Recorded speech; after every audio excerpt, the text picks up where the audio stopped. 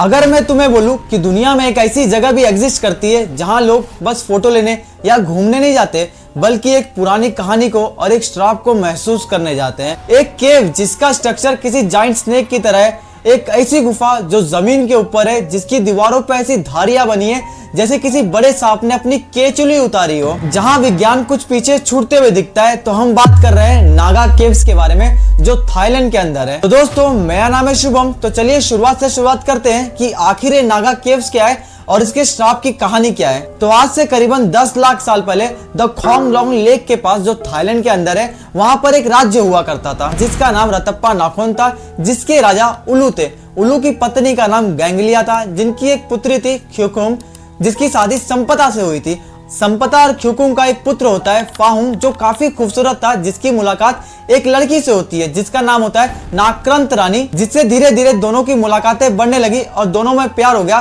फाहुंग ने नाक्रंत रानी को शादी का प्रस्ताव दिया और उसे कहा कि मेरे साथ तुम राजमहल में रहो। नाक्रंत रानी इस बात से बहुत खुश हुई, लेकिन एक ही बात उसे अंदर ही अंदर खाई जा रही थी कि उसने अभी तक फाहुंग को ये नहीं बताया था कि वो एक नाग कन्या है, जिसे वहां की भाषा में नागा कहते हैं। उसे डर था कि फाहुंग उसे छोड़ देगा, इसलिए नाक्रंत रानी ने उसे ये बात नहीं बताई थी। और नाक्रंत रानी ने फाहुंग को पहले देखा था और फाहुंग को आकर्षित करने के लिए उसने एक सुंदर महिला का रूप धारण किया था। फिर नाक्रंत रानी वापस नागलोक जाती है और अपने और फाहुंग के बारे में जो उसका प्यार था अपने पिता को बताती है।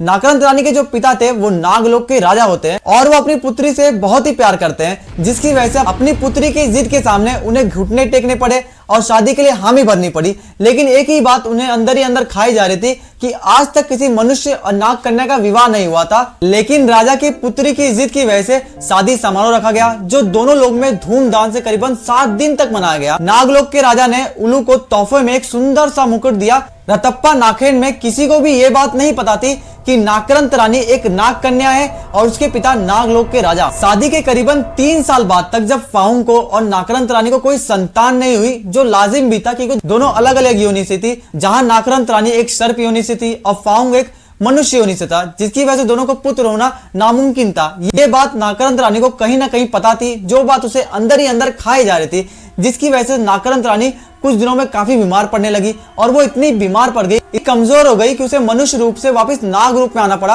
और उसे बदलते हुए एक दासी ने देख लिया, जो काफी घबरा गई। और ये बात रतप्पा नाखोन के अंदर आग की तरफ फैली और ये बात जब राजा उल्लू को मालूम पड़ी तो काफी नाराज हुए। नाक्रंत रानी इतनी कमजोर हो गई थी कि वो वापस सर्प योनि से मनुष्य योनि में आ ही नहीं पाई, जिसकी वजह से राजा उल्लू ने नाक्रंत रानी के पिता को पत्र लिखा कि आप अपनी बेटी को यहाँ से लेकर जाओ।